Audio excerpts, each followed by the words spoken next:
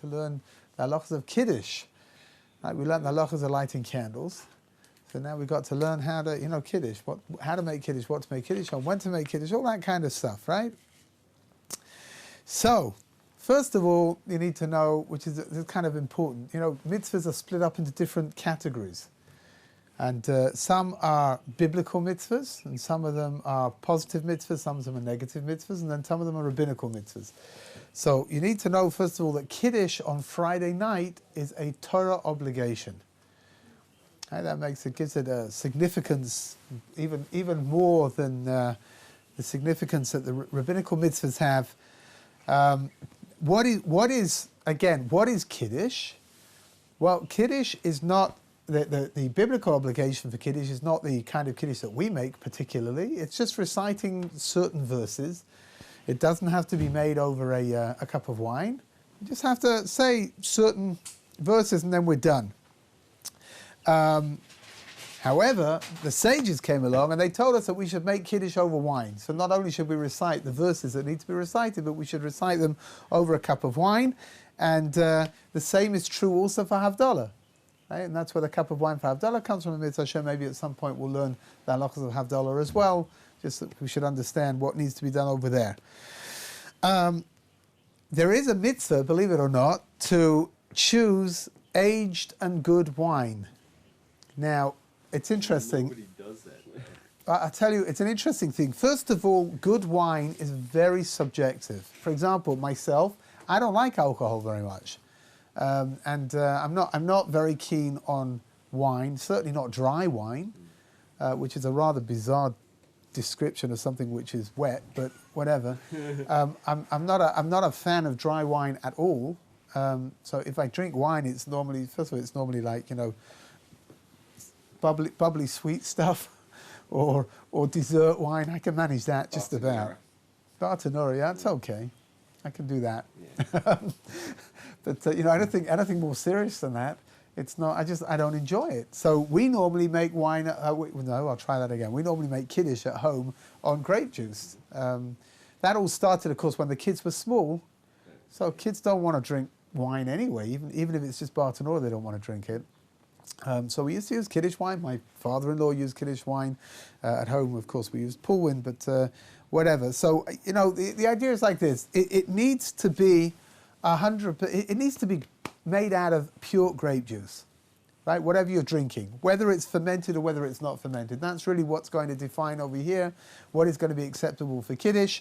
So, you can use 100% grape juice is 100% okay. Really, there's no problem whatsoever. In fact, Rabbi Weiss, one of the greatest halachic authorities in Yerushalayim today, rules that you can use grape juice for absolutely everything, anything that requires some kind of wine involved in it. You can use grape juice for everything except for getting drunk on Purim.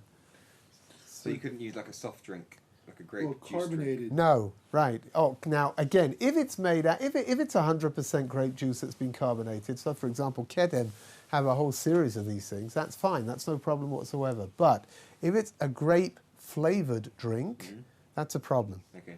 Right, so using, over here they have companies like Spring, where you don't make a bori priya geffen over these things. You make a shahako because it's just made, from concentrate. It's got lots of water and it's got sugar added into it and everything.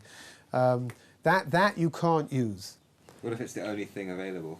If it's the only thing available, then you still can't use it. In Mitzvah Hashem, we'll talk about what you should do. But in fact, you should make Kiddush over the chalot instead of making Kiddush over some kind of beverage which is not the challahs, the bread. Oh yeah, okay, gotcha. Yeah? Yeah. Okay, well, we'll get to that in Mitzvah Hashem. Yeah?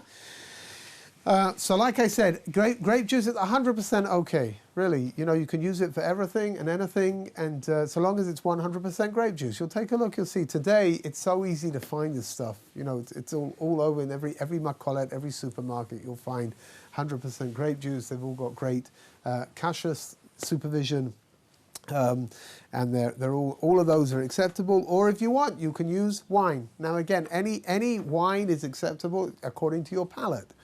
So I have cousins who they look at themselves as being great connoisseurs, and they make wine over dry red wine.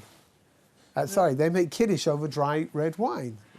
it's up to, it's up to you. Whatever is good for you, yeah. So I know with like certain wines that are kosher, I forget what the exact thing is, but if like a non-kosher person looks at it or a goy, it becomes non-kosher. Revisha? Even if he thinks about it, even if he's not in the same room, he just thinks about it. That's it. Would that also work for grape juice? And then could you use non-kosher grape? Okay, good question. Let's have a look and see. Let's talk about kosher wine in general before we go any further. What? Have to follow it. Sorry? It's not an excuse. Ignorance is only an excuse if you can't learn. But if you can learn and you Let's say just no, say ignorance is bliss, though, right? Yeah. You didn't. Wait a minute. I'm just realizing what you said. You didn't just say what you just said, did Yeah, I you? did. Yeah, because my father's not Jewish, and like father's if my not dad Jewish. gives me like a bottle of wine, then I can't drink it. It's like ridiculous. Well, yeah, because it's Okay, not- let's have a it's look. Seems non-kosher. ridiculous. Let's have a look and see. First of all, let's have a look and see. Okay. Yeah. But before we get involved in non-Jewish people and wine, let's just talk about what makes wine kosher. Okay. Right? Because the truth of the matter is, it's a good question, because, all of these wines that are being produced all over the world are made out of nothing more than 100% grapes. Right? So why would this be kosher and this one is not kosher? So the halacha is that kosher wine needs to be, from the beginning of the process that turns it into wine, it needs to be under Jewish hands, which means, or feet, I guess, actually, which means that if a non-Jewish person is involved in the manufacturing process, it's a problem. However, once the wine finds its way into a bottle and it's been corked or it's been capped and it's not open yet, there's no problem whatsoever with a non-Jew having anything to do with that bottle. So, for example, if your father were to say, you know what, here, I'm gonna make you a surprise, I'm gonna buy you a bottle of kosher wine, and he brings you a closed bottle of kosher wine, that's fine, it's great. You can say thank you so much, and it's very kind of you, and wow. If he gives you a bottle of non-kosher wine, so the thing to do over there is one of two things. Obviously, you don't want to upset him, right? So, one possible option is to take the bottle of non-kosher wine, turn it upside down and whack him over the head with it, and then start screaming and shouting at him and saying to him, how dare you do that? You know perfectly well I can't drink this. That's not normally the option that I would suggest, although obviously it does depend. It does depend on your relationship with your father, I guess. But the other alternative, there are a couple of alternatives. One alternative is just to take the bottle of wine and say thank you very much, and to put it to one side and not open it whilst he's around, and then you can pass it on to somebody who's not Jewish, as a gift. The other alternative. What happens if the grapes are harvested mechanically? So again, if the grapes are being harvested mechanically, it's not just the harvesting of the grapes which is involved, it's everything that's involved over here. So harvesting the grapes mechanically, that's pretty good, although you do need to have a Jewish driver who's in the machine that's making sure this is taking place, unless it could be, I don't know, it could be today they've got programs that, these things are done robotically, I don't really know. But once the grapes are brought in, that somebody has to be involved in the process of turning it into wine, even if it's just taking the grapes out of the containers and putting them into the place where they're going to be crushed. But all of that needs to be done by Jews. You should know, it's very interesting, over here in Israel, Israel has become a center of very high quality kosher wine. Again, when I first got here to Israel about over 30 years ago, there was very, very little quality kosher wine around, but over the years, they've done incredibly well. And you have, what are they called? Vintiers? What are they called? The people in charge of the experts in the wine production. Vintners, is that what they're called? Vintners. So I don't know if it's still like that, but there were wineries over here that had non-Jewish vintners.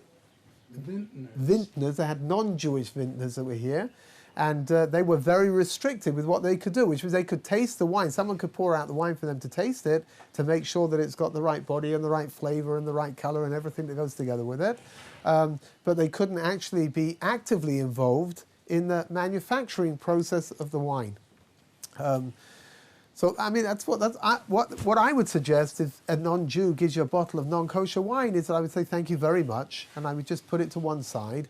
and and then pass it on to somebody who you know that it's not a problem to pass it on to, unless it's somebody that you know is happy to, that they're happy to learn, right? So if you tell them that next time if they could please bring a bottle of kosher wine, then they'll be happy to do so. That's good. That's fine. There is wine. You mentioned the word mavushal, right? There is wine which is what's called mavushal, which means cooked. It really is. It's boiled for a moment. Really, we're talking about seconds. They've got new systems now inside of the wineries that are able to. I think it's called flash pan, and it does it like that. As the wine goes through certain pipes, it reaches very, very high temperatures, and out it goes, and that's called mavushal, which means cooked wine. Cooked wine is not a problem, which means that if you've got, for example, if you've got a non-Jew coming to your Shabbos table and you serve up wine, it's okay to serve him it's okay to serve him mavushal wine, and he can touch the bottle and he can pour out his own wine and he can pour it out for you as well. If it's not mavushal, then it's a little bit of a problem, right? There are purists. Now again, I don't know enough about wine to be able to tell you if this is truly so anymore, but there are purists who won't touch mavushal wine because they say that once it goes through that pasteurization process, it loses its quality. Now, it's very possible, again, I don't know if anybody here knows anything about wine, it is very possible that up to about 10 years ago that was 100% correct. Because in the olden days, how did they get it to that temperature? They boiled it up. It wasn't going through pipes and it wasn't reaching the temperature in a moment and then passing through, but it was all getting boiled up, and it's very possible that wine lost its quality by going through that kind of that's really the reason why it's okay to drink it, because it's not really the kind of stuff that connoisseurs would be drinking. Today, with the advent of modern technology, I would imagine that it's probably very difficult to taste the difference between something which is mavushal and something which is not mavushal anymore. That's my personal opinion. But again, like I said, I don't know enough about wine to be able to say that definitively. What would the problems be with non-mavushal wine? And also, what does the boiling for a few seconds, what difference does that make? Why is that? Yeah, okay, so question number one, what's the difference? What are the problems? The problems are that if a non-Jew touches an open bottle of non-mavushal wine, it becomes forbidden for a Jew to drink it. Just a touch to the bottle. Even if they picked up the bottle and just moved it across, because it was bothering them to get to the potatoes or whatever it was, it becomes a problem. If the bottle is not open, it's not a problem. If the bottle is open, it is a problem. What about in a dark decanter? What about in a dark decanter? If they can't see the wine, is it still? Oh yeah, nothing changes if the wine is not identifiable. Even if you were to take wine and put it into different bottles, but you've got them in unmarked bottles. I don't know. Let's say you're manufacturing your own wine, and you just put them into old bottles that you've soaked the labels off of. Even then, even if they don't know there's wine inside of them, but if they're open and they get moved, then it's a problem. Can you not make Kiddush over that wine then? You can't make Kiddush over that wine. You can't drink that wine either. Never mind what Kiddush. Is why and what is the boiling do? Well, what's the chat? Okay, what I'm going to tell you is like this. It may sound a little antiquated to you. It may sound a little odd, but the rabbis came along and they wanted to stop socializing between Jews and non-Jews that might lead to assimilation.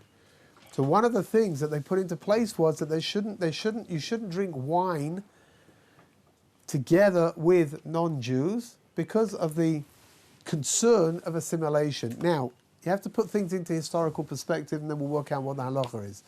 But in the olden days, the Jews had very little social interaction with non-Jews. First of all, Jews were looked at as being second-class citizens at best, and secondly, it was something which was not done. The Jews led very insular lives in their own villages, in their own towns, even inside of ghettos inside of the city. Once they started having social interaction with the non-Jews, they were exposed to the freedom of the non-Jewish life, and that led to assimilation. The rabbis came along and they said that they don't want that to be happening. So they said that social drinking should not be done. Now, what's interesting over here is that social drinking revolves only around wine. It does not revolve around going out for a pint of beer. It does not involve, going out for a shot of whiskey.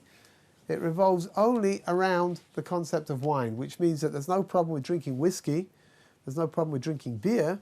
There is a problem with drinking wine, and even if the wine is kosher, but the person if the non-Jewish person is touching the open bottle, then it's a problem, right? One of the things that I've seen done by, again, like children that have non-Jewish parents, where it's a little bit complicated to start explaining to them, and if they can't get a hold of the simplest is to get a hold of mevushal wine, and then you don't have to worry about anything. It's fine. It's great. But it wasn't possible. So what they did was they made sure to take their wine first, and then they just put the bottle down on the table, and anyone wanted to take, they take. Or they would be very good children and go to their non-Jewish parents and say, "Here, Daddy, can I pour you a glass of wine?" And there are ways of trying to deal with it. I would say today the simplest way of dealing with it is to just to buy yourself mevushal wine and be done with it. How does the mevushal change? Why does mevushal? Again, because boiling up the wine changes the taste. Like I mentioned, up until not very long ago, connoisseurs would not deign to touch wine that had been pasteurized. And that means that if you're drinking pasteurized wine, if you're drinking wine that's been through this cooking process, then you're not going to have a problem with social drinking, because the people who drink socially are not going to touch that stuff. It really did taste different. It really did. Okay. Again, today, with this flash system, so it could be that with the flash system we're actually doing ourselves a disservice, because it's not changing the wine in any way whatsoever, that the quality of the wine's not changing. I think what he's asking is, why can a non-kosher person touch it and still stay kosher? Because mevushal wine that's been cooked, is not the kind of wine that's going to cause social interaction. Well, that's not true. I thought it presumes that nowadays, once it's cooked, they no longer find it fit to use for their pagan practices. Yeah, but part of this also with social drinking, right? So part of this is that, again, It seems like an outdated law. it's possible. Part of the problem. Do about it though now, right? Like Part of the problem is that once laws have been instituted, they normally require a Beis Din which is greater in number and wisdom than the original Beis Din that put this into place. Now, this Beis Din that put in the idea of we're going back into the Talmudic times, and the chances of getting something like that. So it is conceivable that with the concept of flash boiling, or whatever it's called, flash heating, I can't remember. It's got an official name. It could be that we're actually undoing what the sages put into place to begin with. Can it be? Can somebody come along and say you shouldn't do that? They can try. In the meantime, I'm not aware yet of people doing that. But it doesn't make sense that it doesn't apply to any other drink. Does it suggest that you would only socially drink wine? Oh, so here, because there's an added dimension over here of avodah zarah, of worship, of idol worship. Wine was used for libations. What's his name? Rabbi Sinclair has got a great story that he tells over. If anybody thinks his stuff is antiquated, he has a story that he told over from Los Angeles. Of course, it has to be from California. About two Jews that went to a restaurant, and it wasn't a kosher restaurant, but they wanted to have a glass of wine together, and the waiter went off, and he came back. I don't remember all the details, but it took a while until he came back again with a glass of wine, and they asked him what had taken so long, and he said, New Age. He said, well, I had to offer a glass of this wine up to my deity, which is why it took me a little while to get back here. And this was going back into the 80s or something, the 90s. It's like, it sounds ridiculous, but these things still do exist. The idea of using wine for idol worshipping rites, pagan rites, it's there, right? So wine has got like a double whammy to it. The first one is the social dimension, the second one is the idol worshipping dimension, and that's why it's given the extra security, right, than other things are not given. So boiled wine is magic wine. boiled wine is, well, it depends who you ask, but you ask a connoisseur, they'll tell you it's not magic at all. They'll tell you it's stays blooming kosher awful. even after not It kosher. stays But kosher, but yeah. the thing that still confuses me is if you're already in a social, like, I understand that the law was put in place to prevent social interaction, but let's say you were already Yes, in a social situation. good. You touch the bottle. Okay, you can't drink the wine, but And on top of that, it's your father. You know, like. so like that before you I have Oh, not I explained understand. this to. Listen, before I came to Israel, on the night before I came to Israel, I have a non-Jewish father too, and I stayed at my father's house. Yeah. And he surprised me. He passed me a glass of champagne to celebrate me leaving. You're to leaving. Go to Israel. You know what I mean. He was celebrating your leaving. And I chose to drink it. Yes, because he's going. He'd opened a special bottle and he'd poured me a glass, and I didn't want to bring myself to upset him by Yeah. not drinking. I understand all of the emotional pitfalls that there are over here. I really do, and I empathise 100%. And what should one do in a situation? So in the future, you know, maybe first of all, maybe one way of getting around the problem is bring your own bottle with you and say, look, here, Dad, I knew that you would want to celebrate my leaving, so here, look, I brought some. I brought some. You can get pretty good kosher champagne, actually. Spring scotch. The other alternative is just you know, I personally, I don't know about you people, but I personally think that I'm always telling people that I don't want to drink wine. Not because it's not that I don't trust, you know, my mother-in-law. I'm sure she's Jewish. I'm sure she looks very Jewish and sounds very Jewish. And you know, why anyone who's not Jewish would walk around with a wig on and all those kinds of things is beyond me. But I just it's not wine time. What can I tell you? I really have to be in the mood to want to drink any to begin with. Actually, So can kosher grape juice go non-kosher by? kosher grape juice is all pasteurized. It's all been through this process. That's a good question. So kosher grape juice is really not complicated. You can have it on the table. Anyone can use it. Anyone can drink from it, and you don't have to be concerned about anything at all. But 100% grape juice from a regular supermarket. 100% grape juice, or even fruit juice that has got 100% grape juice added into it, is a problem. It can't be drunk, even though it's not being produced as wine. There really, you know, that the various dimensions we've spoken about is a problem of wine, right? But 100%. I remember Marks and Spencers, for example, they've got a few fruit juices that they sell that are like a combination of different juices, and you've got take a look, because some of these things have got 100% grape juice in it, and it's a problem. So why is that a problem?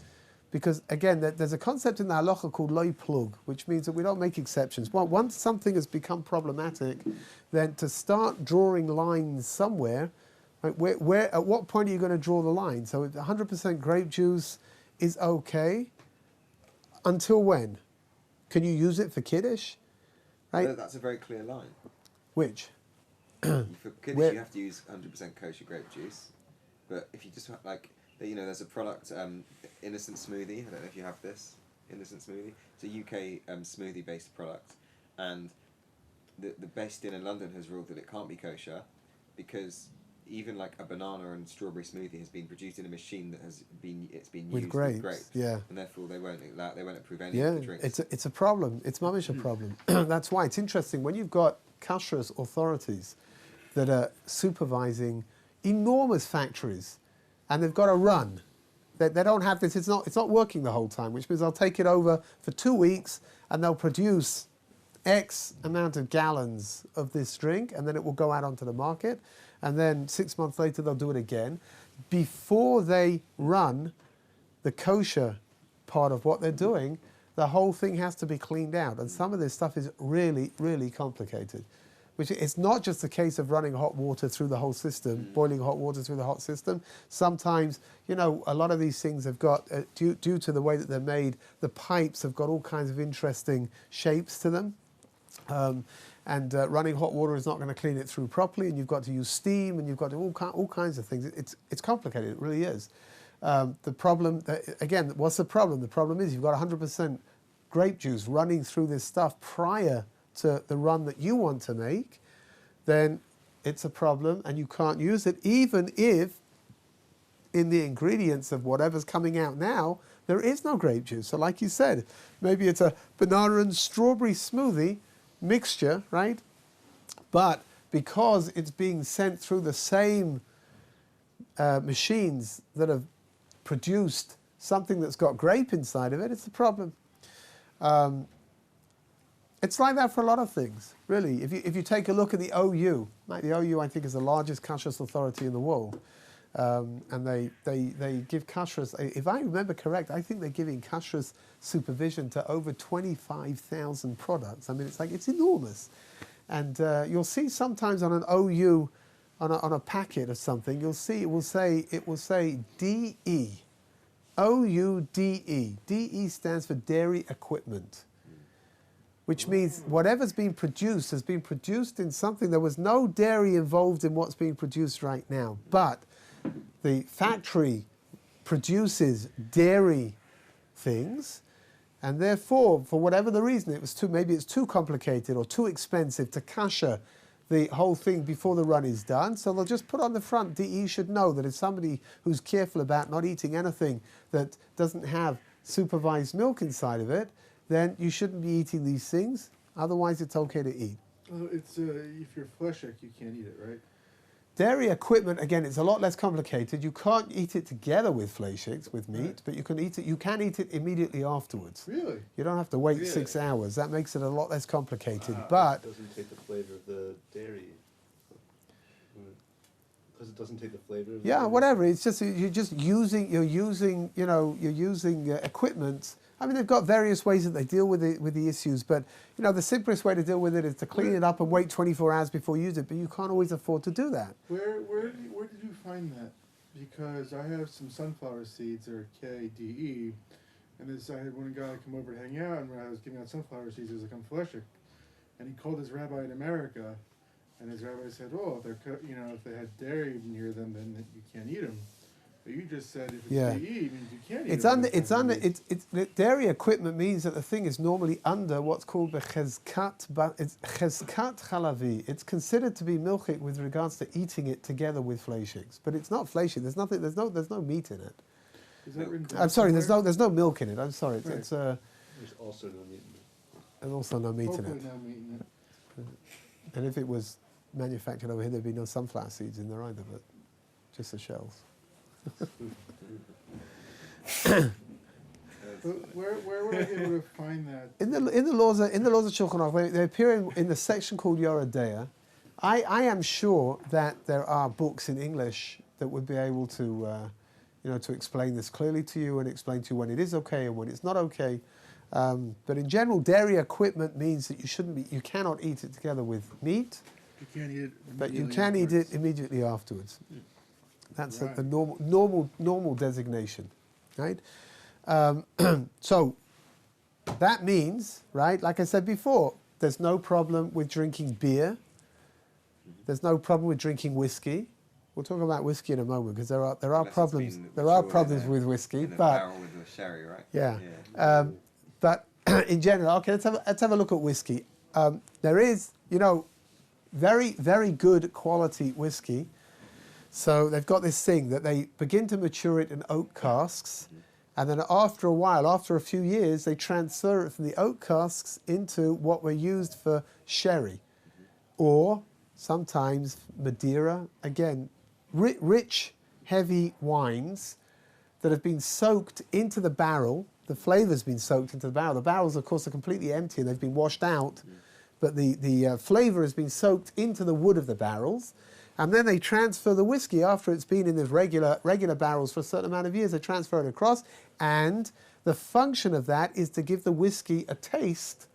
It picks up like a trace of whatever it's gone into, and it's considered to be a very luxury thing. So if you go to take a look at expensive bottles of whiskey, you'll find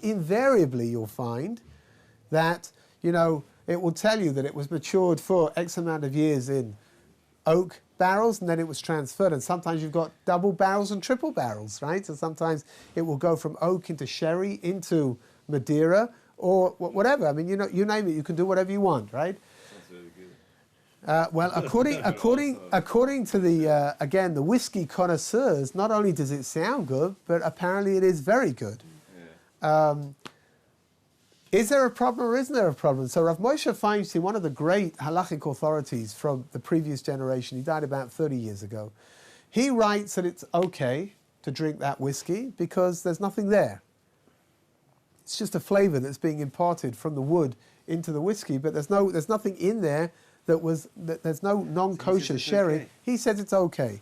Rav Dayan Weiss says that it's okay as well. However, before you get too excited over here, the contemporary poskim from our generation are of the opinion. I must admit, I'll tell you like this. Chali, you have to understand how great Rav Moshe Feinstein was. Rav Moshe Feinstein was the accepted halachic authority for the entire generation throughout the gamut of Orthodox Jewry. His word was considered to be the final word when it came to halacha. However, with this particular ruling of his, I find it very difficult. I'm not sure I understand the logic, because the whole point of putting the whiskey into barrels that have had something else inside of them, sherry, for example, is to impart the taste to the whiskey. Right. And if that's the case, and I'm not 100% sure why is it okay to say that it's okay? Right? I mean, you got a bottle of scotch that you want to drink. No. But if it's, But you can get whiskey in Come on, kosher you sherry sure? I think it's good. barrels. oh, good. If you, I don't know. I don't know. You know what? I did see. Yeah. Interestingly enough, hold on. I did see that made over here by Carmel Winery that they had a very good quality whiskey which they produced, and they produced it in their sherry barrels. Okay. So that's okay. That's not a problem. That's completely kosher. But if you go to your regular whiskey shop, the chances are that you're going to find over there that the good quality whiskies and the ones which are going to, tickle your fancy are going to be the ones that probably are not okay to drink, right? Because they've been matured in sherry casks, or they've been matured in Madeira casks, or whatever it is, I right? thought it was okay. So if Moshe Feinstein said it's okay from 40 years ago, right? The contemporary authorities today say that it's better not to use them. The OU and the London Based In have got various whiskies which they give their supervision on. There are whiskies, not very many around. If anybody here truly is a whiskey connoisseur, there are very, very good quality whiskies where the selling point for those whiskies are that they were made only in oak casks. They're like the purists, right, who don't want the taste of something else given over. They just want the taste of the whiskey. But those bottles of whiskey, they're a lot of money. They're like $200 plus. They probably start at $200. Less quality whiskey is normally always okay, because they're not spending the money. These casks are very expensive, right? So they're not spending their money by putting whiskey that's only going to, it's 12-year-old whiskey is not the kind of whiskey that's going to go into a like a sherry cask, right? It'll just go into an oak barrel and that's it, finished. Once you start moving up, then it starts becoming a problem. So again, whatever your fancy is. I came home. There is in Heathrow Airport, there is something called the World of Whiskey, which is a small store with very, very expensive and very high quality whiskies. And they had a whiskey over there that was selling for £3,500, which to me sounds like a lot of money. That's like $5,000. That sounds like a lot of money to me for a bottle of whiskey, but hey, what do I know, right? So it's run by rather dour Scotsmen. And, you go in there and sometimes they've got things that are there, you can taste them. I don't drink whiskey. I don't like alcohol. I really don't. But I went in there and I see this £3,500 bottle of whiskey. I say, can I have a taste of that? So he says, no, sir. No, sir. I said, okay. And I said to him, tell me, do you ever sell any of these? So he says, oh, yes, sir. He says that he even sold 2 bottles in one day to the same fella. Yeah. That fellow spent over $10,000 on 2 bottles of whiskey. So I came home, I told my kids, I said, just to give you an idea of what's going on out there, it's a crazy world. People are spending $5,000 on a bottle of whiskey. That's wild, right? So the next summer we went to visit my mother in London, and we're on our way back. We're in the airport, and the kids are like wandering around by themselves. And one of my sons, who I think it was maybe just before his bar mitzvah, he was like 12 years old or something, and he starts, pulling my sleeve like, "Hey, come here, you got to come and see this." I'm like, "What do you want? Leave me alone." He said, "No, come and see." He takes me to the whiskey shop. They've got a bottle of whiskey for £12,000. That's $20,000 for a bottle of whiskey. So and my son was like, wow. He said, of course, he's from here. So he doesn't, and he was only 12 years old. He doesn't understand currencies. So he says, right, £12,000 is a lot of money, right? So I said, yeah. He says, how much is that? He says, how much is it? I said, well, it's like 20,000. No, he said, tell me in shekels. So in those days, there were 8 shekels to the pound. So I said, this is like 100,000 shekels for a bottle of whiskey. So he stops at that. It's like he's calculated this in his mind, right? And then he says to me, he says, if I had 100,000 shekels, he says, I wouldn't buy a bottle of whiskey. I'd buy a sports car. So I said to him, no, you don't understand. I said, if anyone's buying this 100,000 shekel bottle of whiskey, they have a sports car already. It's good. It's fine, right? I think the world auction, the world record right now is 46,000 pounds for a single bottle of whiskey. It's not bad. Was this a regular size bottle, or was it? No. I don't know if it was 750 or whether it was a litre. I don't know, but it was just a regular bottle of 50 ml of whiskey. Well, what can I tell you? I mean, one man's poison is another man's whatever poison. But generally, most whiskies are okay as long as they haven't been matured in a sherry. And what you'll see normally, again, Rabbi Weiss says that normally it's a selling point, right? Which means that if you've matured the whiskey in an expensive bottle, in an expensive barrel, you want people to know that, which is going to justify the price. So normally it will be written on the box that it comes in. Mature in a very expensive barrel. That's right, something like that for sure. So it's just something to keep an eye on. I don't drink whiskey, but when I do buy whiskey, which is not very often, I do make sure to buy whiskey which hasn't been in anything except for oak barrels, because people come and they drink it, they want to know that what they're drinking, that there are no questions about it. Why do they put whiskey out at a Kiddush? Well, I don't know. They do in London.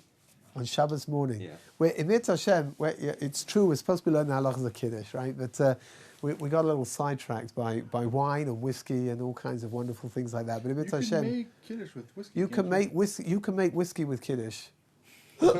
I mean, you can. Whatever. You can make Kiddush with whiskey on Shabbos morning. We'll talk about it. It's a little bit complicated about the amounts that you're supposed to be drinking, and what's okay, what's not okay. Well, in Mitzvah Hashem, when we get there, we'll talk about it. On Friday night, you need to be making Kiddush over wine. Okay.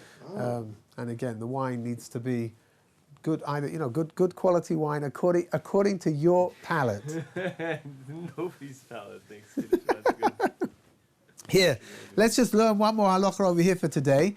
The minig is, as I'm sure you've probably realized when you go around to somebody's house for Kiddush, that normally the head of the household makes Kiddush and everybody answers amen to the bracha, and he fulfills your obligation for reciting Kiddush. And that's okay, like with these kinds of blessings, it's okay for somebody else to fulfill your obligation. What you have to be careful about is that when he makes a bracha over the wine, Baruch atah Hashem, Elokeinu melech haolam, Borei pri hagofen, when he says Baruch atah Hashem, don't say Baruch Hu uVaruch Shemo. Why? Right? Because if you do that, here, for example, when you listen to the recitation when the Amidah is being repeated by the Chazan, so he recites all these brachas one after the other, right? Yeah. And when he says the words Baruch atah Hashem, everybody says Baruch Hu uVaruch Shemo, which means blessed is He and blessed is His name. And why are you doing that? Because whenever God's name is pronounced, you should really, you should aggrandize God's name. For sure. Baruch Hu uVaruch Shemo, which means blessed is He, Baruch Hu, uVaruch Shmo, and blessed is His name. However, when you do that, that means that really you're saying that the bracha that's being recited is not being recited to fulfill your obligation. You've made a break. In order for the bracha to be made for you, right? If I'm reciting a bracha that's going to be for you as well, then you should not say Baruch Hu uVaruch Shmo. You should just say Amen at the end of the bracha. That's something to keep in mind when somebody's making Kiddush over there on Friday night. So he's making Kiddush for you as well. So you shouldn't say Baruch Hu uVaruch Shemoy. You should listen to the words carefully, right? Because he's fulfilling your obligation. Do you have to drink from the wine that he made Kiddush over? You don't have to. There's no obligation to do so. However, you'll find that the accepted norm is that the wine gets passed around, gets poured out into little cups and gets given to everybody that's there. And that's great. You should drink from the wine that's been given, because after all, the bracha was made for you. So you can also benefit from drinking some of that wine. But if for whatever the reason, I don't know, for example, you can't drink wine, they're making Kiddush over real wine, and it's forbidden for you to drink wine right now for medical reasons, whatever it is. Huh? Or because you're Muslim. Or because you're a Muslim, or because you're an alcoholic, or because whatever. I'm sure there might be another reason somewhere. Then, or you're allergic to alcohol, maybe. maybe. Vow not to drink wine. Or you made a vow, you're a Nazir, right? Oh, shkoyach. You found a good reason. What would we do without you, huh? Nazir. So then you don't have to drink the wine. The person made Kiddush for you. You said Amen, you fulfilled your obligation, and then it's okay to go and wash your hands and to wait for Hamotzi together with everybody else. Who's going to fulfill your obligation? It's got to be somebody over the age of Bar Mitzvah. Right, so if you're over there in the house and for whatever the reason they give the 10-year-old kid to make Kiddush for everybody, it's a problem, right? And it needs to be made by somebody who's over the age of Bar Mitzvah, because only somebody over the age of Bar Mitzvah can fulfill your obligation with brachot. Is there a difference between being given wine? Sometimes, the custom back home was to just we all pour the wine out first, and then everyone drinks their own wine. And sometimes they will make a bracha on a cup and right. And mix it in Is there a difference? There's no major difference. If you're pouring out the wine before Kiddush and each one's pouring out their own wine, then you should just do your best to remember to hold the wine during Kiddush. Pick it up and hold it whilst Kiddush is being recited, and after the bracha has been recited and you say Amen, you can then drink from your wine, or you can have the Kiddush given to you. Here's an intro, just a little tidbit of halacha at the end over here. Are you allowed to pass over? Somebody gives you a cup of wine and you want to pass it on to the person sitting next to you. Are you allowed to do that? Pass it down the table. Here. So the emphasis is like this. So long as the person making Kiddush has drunk from the wine, right? Listen carefully. As long as the person who's making Kiddush has drunk from the wine, then it's okay for you to pass the wine over and give it over to the next person. They can pass it around the table, and if it gets back, if it comes all the way around back to you again, then that means that it's gone too far, right? That's okay. But if the person who's making Kiddush has not drunk from the wine, then you can't pass it over. Once it's been given to you, you have to drink from that wine. For whatever the reason, I don't know what's happened over here. I don't know why it's happened, right. But that's just something to keep an eye out for. Which ones? If they have drunk it, you can. If they have, no, you can. can. If they have drunk from it, then you can pass the wine on to somebody else, right? If they haven't drunk from it, then you cannot. And Rabbi Geffen is subtly pointing at his watch over here, which probably means that because they put the clocks back last night, we've got another hour to keep going over here. Is that what you're trying to say? Is that what you're trying to say? But they generally will always drink from it before passing. As a rule, yeah. That's the norm, yeah. Okay, Mitzvah Hashem, we'll continue. Thank you, Rabbi.